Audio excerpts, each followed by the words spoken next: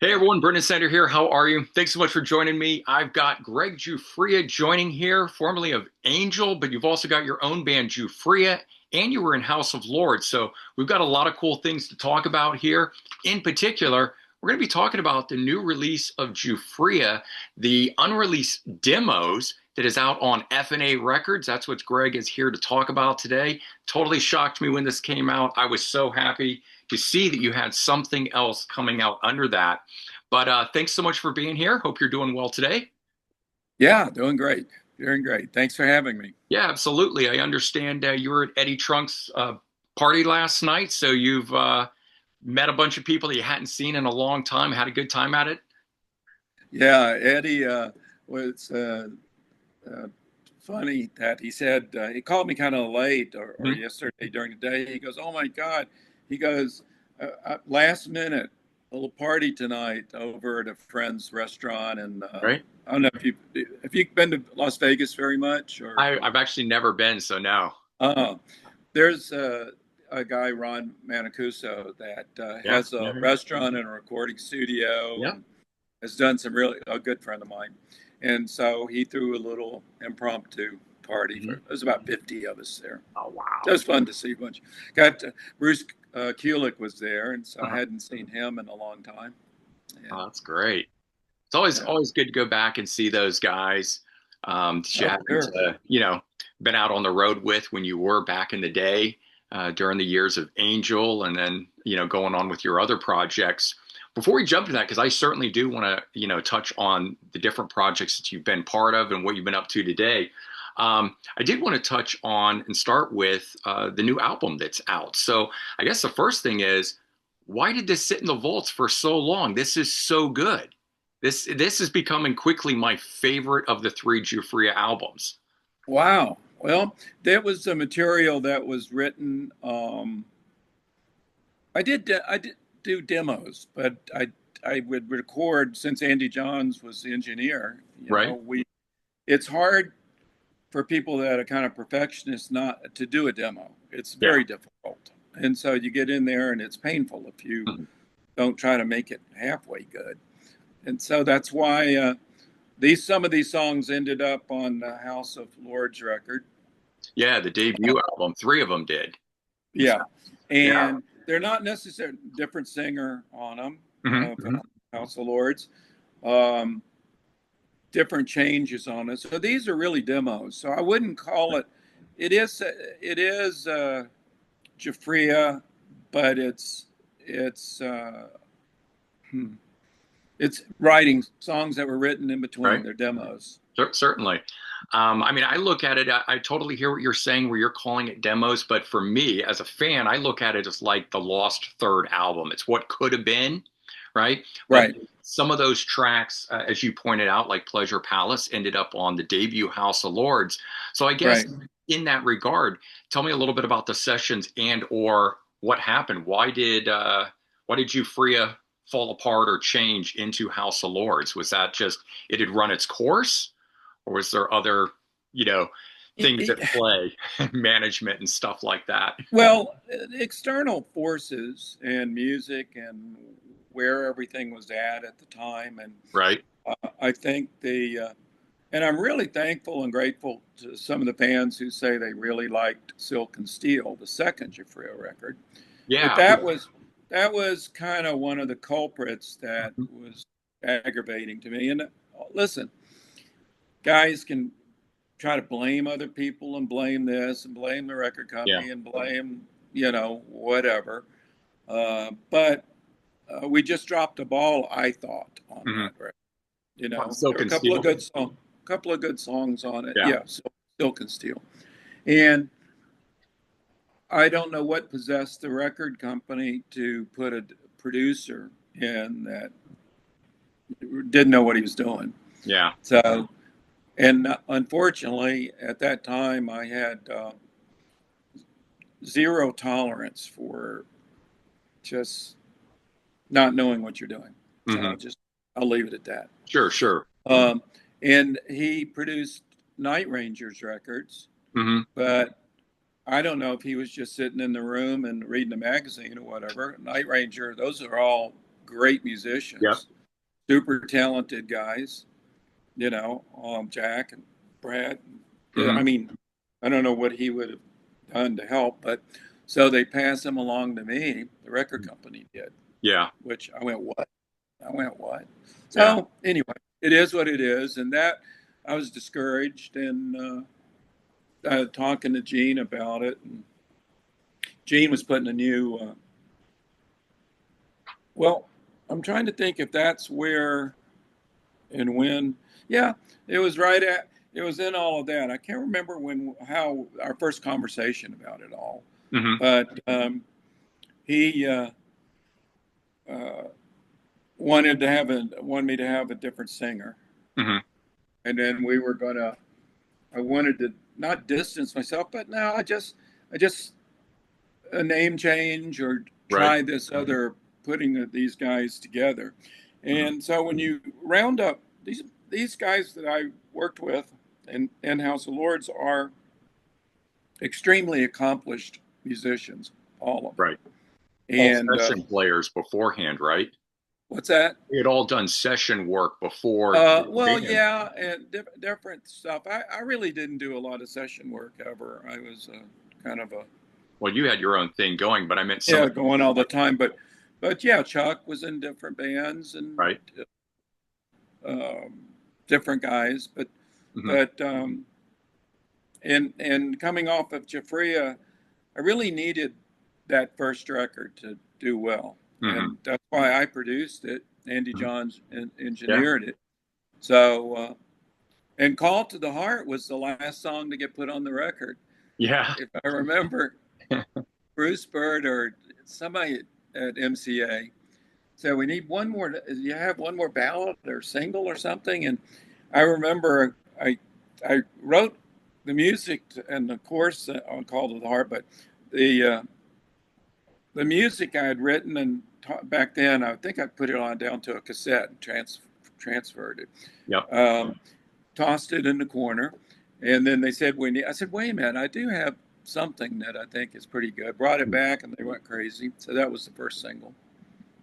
Yeah. I mean, that's always interesting when the last track, the last thing that's put together becomes the one that is the successful song off of something, Or the something. one, yeah, or the one that you just don't know, or Right. what, or somebody says put it on, or you do a Right. cover, and Right. I mean, like Cheap Trick doing the Flame. Yeah, You know, you exactly. would have thought they were cutting off somebody's leg when they were, I Having mean, to do it. Right. Right. But then it becomes and their number one hit. then it was huge, and Right. Robin Zander's such an underrated, great singer, and Oh, absolutely. I always talk about them sometimes because I've known Rick and the Mhm. guys, written some songs with them, and Yeah. Rick's like my brother or something. So Yeah, I mean they're another one of those bands that I don't think gets enough attention or enough recognition for how great right, they are. They've oh done so much. They've had their hits. They've had certain albums that were successful, but right, all they're still an opening artist for a lot of major bands when they go out on the road. And thank God those bands will, Motley Crue will take Cheap Trick out and let them open for them or something like that. But they should be huge, you know. yeah. Well, the old story goes that was because Vince Neil and the guys were determined to see if they could out party or out drink Rick, and they would always clap. They would always claps first. Yeah, that's That funny. was, yeah, but no, I just saw Rick a few weeks ago, and he's Hmm. doing great. You know, Any, he's any inside news on where their new album stands? Did you get a chance to hear it? Not that you have to talk. no, I didn't. I Oh, just too bad. he was here in Vegas, and Okay. I just stopped by to see him and say hi, and you know, Yeah. I've just been knee deep in working on this new project I've got. So, but Any? I'm glad that the little demo things got put out. I kind of uh, yeah, altered, re-stemmed them a little bit, but Yeah, remastered. The technology today, you can kind of clean some stuff up a little right. bit. So, Didn't record anything new on it or anything. oh, absolutely. So how did it come to be that this got released? Did you reach out to the record label, or did they reach out to you, No, no, I ask if get you had calls anything? from people all the time, and this guy had been pinging me a little bit. Yep. Doc Smiley. Yeah, It's, Doc Smiley, Steve. I go, that's strange, Doc Smiley. That's let me. For some reason, he said something, and I pinged him back, and Right. And it he started said, from there. Well, that's awesome. I mean, yeah. I love to hear that. Do you have other stuff that's in the vault that you may want to get out? Oh yeah, yeah. I have some things that I found. We're just in the process of baking some tapes. Yeah. Where you reconstitute tape. Hmm. Um, that's been sitting. But it was funny. Some of the 24 track reels, since I live in Las Vegas, they got self baked naturally. So a few of them were not in good condition. And this guy Right. said, "Well, did you have these done at what facility?" I said, "The garage." Well, it's good that it's so dry out there, kept Well, in good it did the condition. same thing. Yeah. You're supposed to bake them at around 130 degrees for, Okay. X number of hours. Uh-huh. And guess what? My garage here in Vegas will get to 130 degrees. Oh man, So that worked out. that's good. And Um, then we put a studio together. My friend, one of my best friends, Todd Fisher, Debbie Reynolds' son, and his sister is Carrie Fisher. oh, okay, So yeah. he moved his movie studios and facility here, and then we built a studio. Hmm. And kind of for us because he does a lot of documentaries and filming and all that Yeah. kind of stuff. So it worked out. We designed the theater like a movie theater with all the 22 speakers and Hmm. all that stuff. So I'm going to start doing some soundtracks. Oh, fantastic. Yeah. I was going to ask you, you mentioned that you're working on something now. Is that part of it? Part of the soundtrack stuff, or is that something different that you're doing? No, no, this is a new record, an actual, album. Is it going to be like as a solo album, or is it a band project? Yeah, well, yes and no. Yeah, there's a group of guys I'm working with, and then their guests that come Right. in, and I may keep it Giuffria or Gregg Giuffria, but Hmm. right now we're all leaning just call it Giuffria. Oh, that's excellent. I mean, We all learned, we've all learned how to say it, so yeah, yeah. No offense to your last name, but I'll tell you what. In the 1980s, I had no well idea that how to say that name, and it yeah, I wasn't. just learned how to say it 2 weeks ago. So uh, a great line from MCA. Uh, and Universal. I think Irving said this, or one of the main guys said, "Well, we're if Coca-Cola can teach the world to sing, Hmm. that song," Yes, and he yeah. goes, "Yeah, MCA can teach them to say Jafria."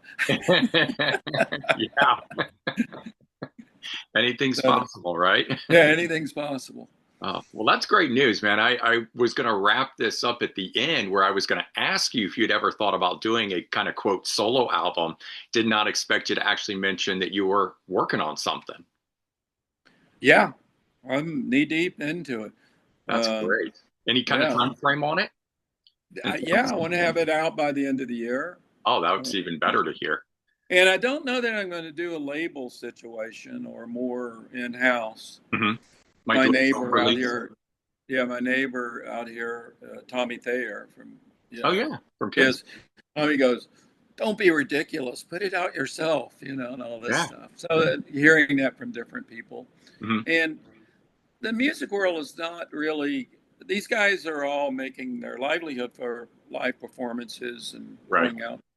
It seems like the quote record industry or whatever is just you're doing pop music or Yeah, it's seems manufactured music. It's whatever is going to hit, and then when it doesn't, they drop it and move on to the next thing. And it's really yeah, kind of unfortunate. It's just burning out the industry as a whole.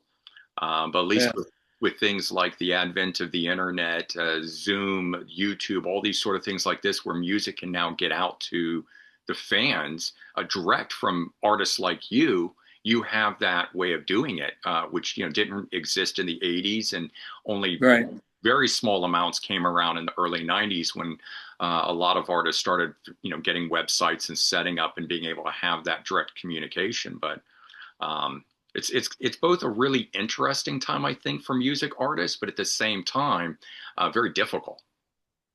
Yeah, I look at it mathematically, Mhm. because the saturation of whether it's just somebody buying a Apple a MacBook and get some software, uh, and all of a sudden you're making some like music, Right. and then you're saturating the market. So the problem of finding stuff that's really good.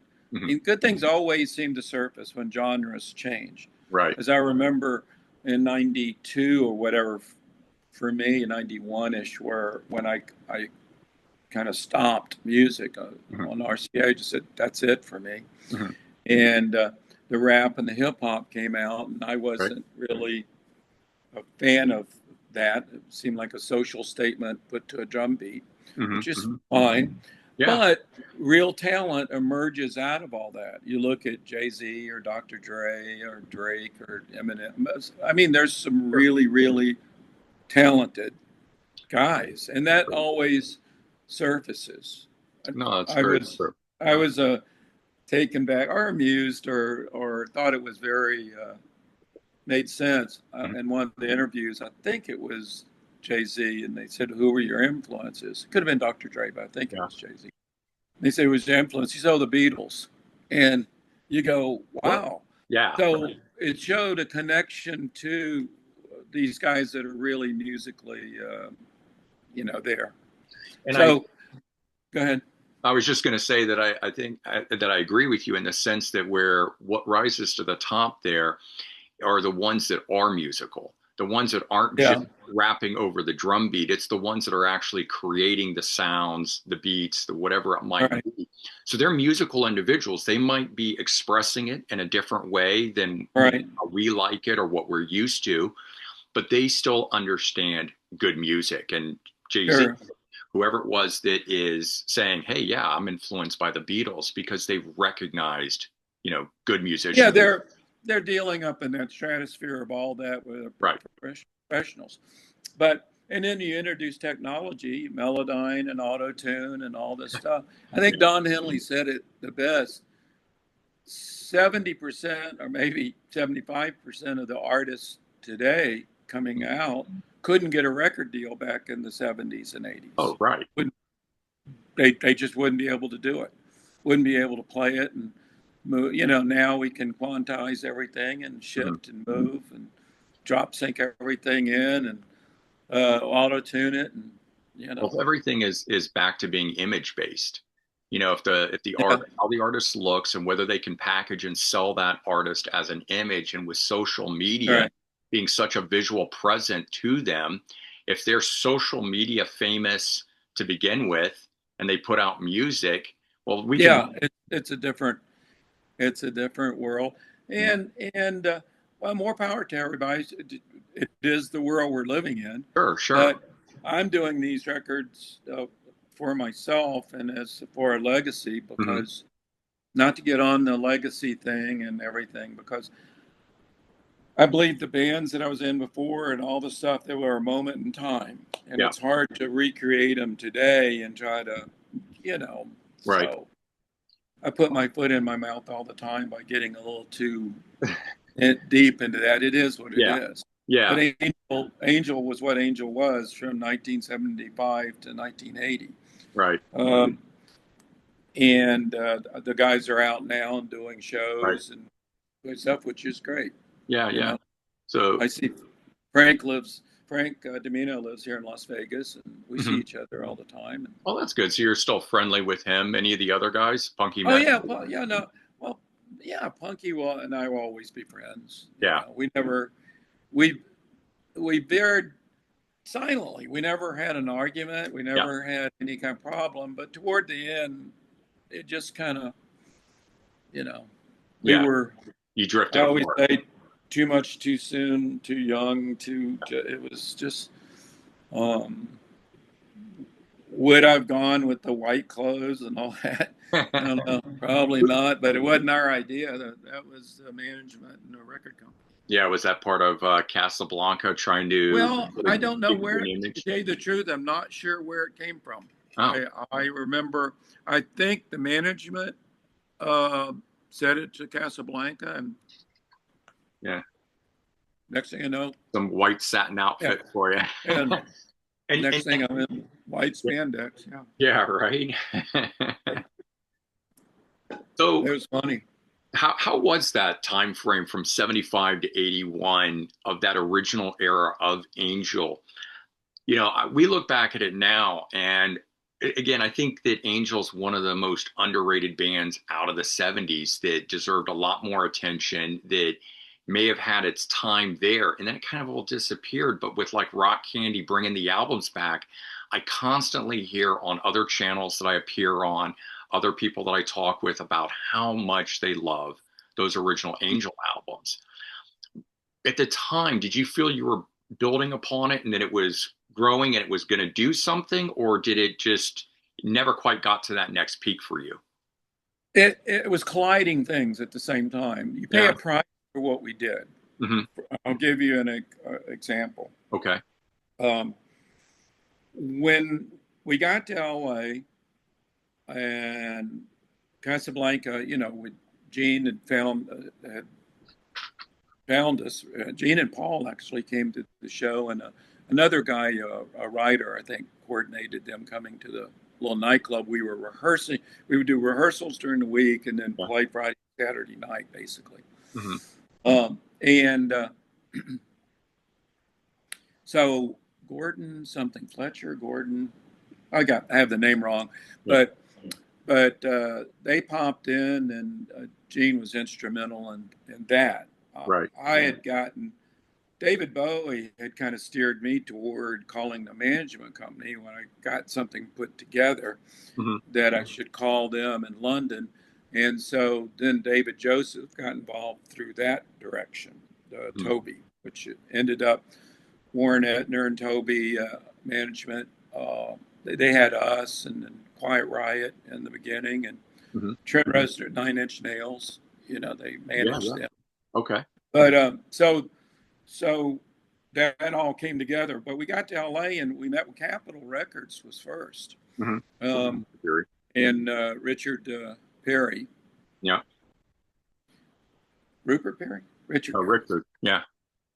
and I'm sitting there and I'm listening to him. He goes, "Well, we're going to get you a great producer. We're going to hook you up with some good writers." And that we were just anti that. We were just, I, I just went, "Oh, this isn't going to work." Hmm. And Neil said, "I love it. We'll, you know, just go with it." We have some producers that kind of seemed to fit more what we were doing, but we had the record done. We were playing it every night, Friday and Saturday night. Yeah, You're, yeah. first First Angel record was written there and Okay. off M Street, I believe it was, down from the Capitol Yeah. in Washington D.C. in a nightclub, and Just as you were rehearsing each night, or yeah, and we're playing the songs live in front of an oh audience. wow, that's the way And it should be. so they were finally tuned. So when we got there, it was just a matter of recording it. Now, by not doing what Perry said, you know, Capitol said, I guess we paid a price for it in a way, but we didn't really want singles. We weren't going for a pop situation. Hmm. Um, it was interesting. Yeah. On the first album, so this is what I would call as, you know, far more progressive rock sounding than later stuff where you guys moved into more of the pop rock. And then as you got towards the last album, like Sinful, it got a little bit more of the what I call pop rock. And I don't mean to use a genre title if that doesn't fit. No, I have other words for it, but I'm not Okay. going to say it So there. so what I guess I don't know if you can answer like what is the Angel sound or was the Angel sound? Was it The first record, the yeah, it's first the album, progressive. So did you and a couple of songs on the second album. Yeah, yeah, like yeah. the Fortune, the The second one? Fortune. Yeah, Yeah, exactly. So was it that. a label that wanted you to move more towards the pop rock sound that was popular? Well, yeah. once again, there's no reason to point fingers and blame, No, but no, the just external forces of the industry sure. itself. Yeah. Yeah. We were just a little bit out of timing. We were, if I'm allowed to give some excuses, but not justification, but whining, Yeah. Yeah. Yeah. 101. No, feel We free. were a little early. We were before MTV, Yep. and if we were going to get up and all the clothes and the magic tricks and the special effects and Right. holograms and all that stuff, we sure needed a venue to show that. Yeah. You Yeah. know, you can only tour so much, Sure. and it would have been great to be on MTV with all of that shebang. Oh, And I absolutely. think that would have made a difference. Music was changing. Um, you know, one thing kind of comical. I don't know how we get left out of the hair band situation sometimes, or Hmm. even I guess Giuffria. But if we weren't a hair band, I don't know what wasn't in the sense of just the Yeah. hair. Yeah. No, you I had can't to. tell you how many famous guys said, "Oh man, I love you, Angel, and I grew my hair out because of you." And Right. damn, I always say, I wish I sold as many records as you did. So these are just, I'm not going to name them, but just guys. Yeah, yeah. No, you guys definitely had an image back in a time where there wasn't the visual medium for it. Whether the sound, today or not would work if you had internet, if you had an access like YouTube where you could post all your videos and that sort of stuff as a new Right. visually, yeah, I think you needed something like that. And so being a bit early, I think is part of it. And then I was wondering too if it was you mentioned that you had seen myself as well as a few of guys that I film with on a channel called Sea of Tranquility with Pete Pardo. And we had filmed a thing about Angel. And the series is called What Is It? Right? We were Oh yeah, trying. I wanted to tell you that you sent me the clip and Right. I looked at it. That was fantastic. The other three guys, that was Mhm. very cool. It was very interesting, Mhm. different people's opinions and Right. what they were saying. I enjoy that when guys have a very knowledge based and they're they've dug in and Right. understand. But you know, Yeah, it's so sometimes I guess sometimes as I'm starting these interviews and talking about things, I'm really am trying to fine tune it. You're the only second or third person I talk to well, I'm on I'm glad this, to be a and guinea pig here. what's that? But I'm glad to be a guinea pig. And Yeah, yeah. I'm I'm just getting comfortable and letting just feeling better about everything. yeah, I'm enjoying the writing. I'm working with Paul Crook right now, who's the yeah, guitar player from Meatloaf and right. has done a lot of things. And They played with uh, Anthrax for a while. yeah, Yep. and He's a he great did guitarist.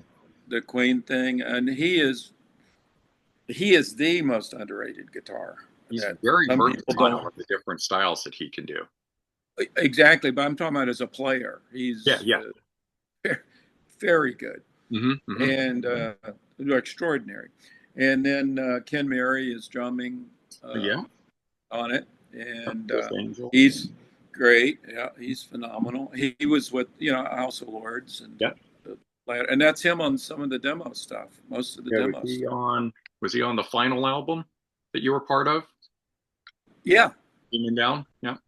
yeah, Yeah. yeah, There you guys look at your wonderful hair. yeah. That's funny. Right. So the I still have some hair. I No, just hey man, you're doing better than me. and Tony Franklin's on bass, Yeah. and I also think he's one of the Hmm. great bass players. So well, I know he is. And the let's see who, and then Dean Castronovo is singing Yeah. No, he's great. between That Journey's. guy, he should have been a front man. I mean, I love his drumming, but my God, he's got an amazing voice. He's unbelievable. I was talking to the guys last night, some of the guys, and I said, Dean is an anomaly, Yeah. much like Don Henley.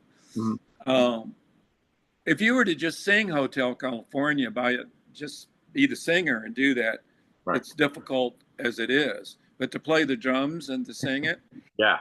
Dean can do the whole set, the whole Journey show. If Yeah. Arnell or whoever's, back in the day would not had a sore throat or whatever, he can sing the entire set. Yeah. It's fascinating and play the drums.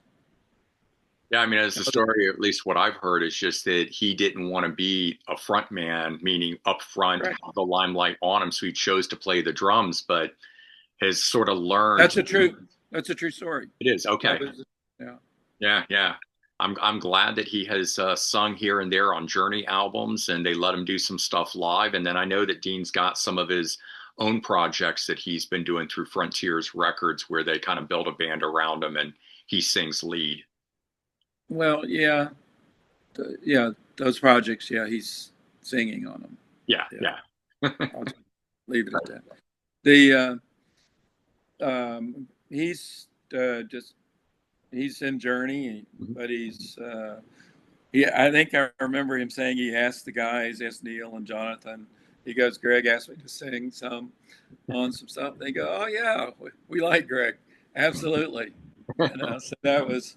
I called him up out of the clear blue and said, I'm working on some stuff, and boy, I really love your voice, and would you help me out and sing on some songs? He goes, stop, I'm in. Awesome. So, and he's a super talent. Yeah, They're out there, they are. Yeah, There's yeah. there's so many of them, and Mhm. I like to, and has my path crossed. I did lots of shows with Rush. Mhm. Those guys, Oh super yeah, talent, yeah, super talent. Uh, Sticks, Tommy Shaw. I mean, yeah. he's the walking genius with all this. He's a super talented guy. Yes, he is. So Yeah, I could just name them, pick them and name them. right. You know, they're out there. I've got a question for you. At the end of Angel, after Frank Domino left, I had read that Fergie Frederickson came in to sing for a bit. Yeah, Dennis Fredrickson. Yeah, Yeah. Fergie. Did you record anything with him, or was it just? Yeah, I don't know. I did. I paid for the recordings and stuff. Oh, So where they are, I know that somebody put out a cassette. It was on oh, the really? YouTube, I think. Oh, I'm trying to find it. I have these all of these DAT masters and hmm 24 track things that trying to go through hmm right now. So if I put all that together, there was a Fergie just nailed this song. What was it Yeah, called? Troubleshoot. A song called Troubleshooter. Um, and his voice, he was unbelievable. yeah. I think he went on to do some stuff with Toto and Yeah, or he something. recorded one album with them. I think it was called Isolation, if I'm not Right. mistaken. But it's my favorite album from them. I just Right. comes in after their big album four. He's got to take over Right. for Bobby Kimball at that point, and he nails it. So been interested in him, and when I found out that he potentially was going to take over and sing for Angel, I was like, oh my god, why didn't we get at least one album from that? Yeah, I think there were three songs, I think. Okay, Uh, Punky's Whips, that thing, that right. Troubleshooter, and one other song. Um, and that's what I'm looking for. Those. And then, yeah, Rudy Zarzo was in the band for a little, well, with us. Right. Rudy's here, wonderful. There's another just, Yeah. I like all the nice guys that are super talents, you know? Nice They are. guys are great, right? Yeah, are just good people, Well, good both people. spiritually. Yeah, Yeah. I mean, Rudy's phenomenal. Ricky Phillips, he played with us. He's another incredible soul. And so there's some really good guys out there. Absolutely. I think, it's one thing to be a great musician and great at your craft, but if you're not a nice or good kind of guy, then it's hard to be around those kind of Well, people. you did it. You're talking about Richie Blackmore, not me. That's true. That's right. I mean, and we all know we're not saying anything new here. He is a phenomenal talent, but he's difficult. And there's other people that are like that. I won't go into names either with it. Well, yeah. But nice, but the nicer people, the when you meet those people that are a good salt of the earth kind of thing, and they're great musicians, great at their craft, you can't beat it. Yeah, Yeah. yeah, All right. Well, I think we'll wrap things up here. I really appreciate you going into all the sort of one behind the scenes stuff, but two, talking about all the great stuff that we might get to hear from you one day, digging into your vault. You're working on an album. You got some soundtrack stuff yeah. happening. So, man, you Yeah, make my day. it's fun. The new record, the new songs. I feel that I'm playing better now than I ever did in my entire life. Yeah. Um, music, well, for me, keyboard players, I think any musician, you do quantum leaps sometime. Maybe it happens when you're sleeping in the middle of the night and you wake up and Right. things look different. The keyboard looks different. The Yep. ability, the way the Sort of like, structure of music opens up. It's like you step into another universe, and then the soundtracks and orchestration that I'm working on, it just is a whole new world. It's sure. just I love it. Yeah, It's like love it. having a bit of an epiphany sometimes. You don't really Yeah, know yeah, that's where it yeah. all comes from, but you look at something and one day it just all clicks. And I think if you You do look at it long enough, yeah, you look at a keyboard sometime, and I see these people trying to teach people how to play and the chord structures and this and that, and then you keep going up, and then you reach a point where you look at the keyboard, and it doesn't matter. Let your mind just create the chord structures and notes and everything, and they're all right. They're the right thing to do at the right time. It's yeah, fascinating, it fascinating. absolutely is. Uh, But yeah, so we'll stay in touch, and I've gone crazy. I've got two songs that are 11 minutes long, and some oh, that nice. Getting and back to some some of really short ones at 5 minutes. that. But no record company, A&R guys telling me what to do. Right, you just I, re- get to do what you feel. I remember, I think Irving said this, or it was Bruce Bird, or one of them go. For God's sakes, Greg, try to be nicer to some of the A&R guys when they come down to the studio. Yeah. You know? Oh, it was funny back in those Yeah. days. All Any right. other questions? No more questions, but I want to remind everyone who's watching to go and check out the new Giuffria. Well, I call it new. It's unreleased demos from 1987. So it is new for everyone who's hearing it, and it is out on F&A Records. So head over to their website. You can check this out. And it's available to stream now. I saw that too. So that's great as well. Yeah. Thank you very much. And I'm glad this Absolutely. Thanks for spending worked the out. time today. Really What's appreciate that? it. And we'll, like you said, we'll keep in touch and we'll do this again. Thank you so much.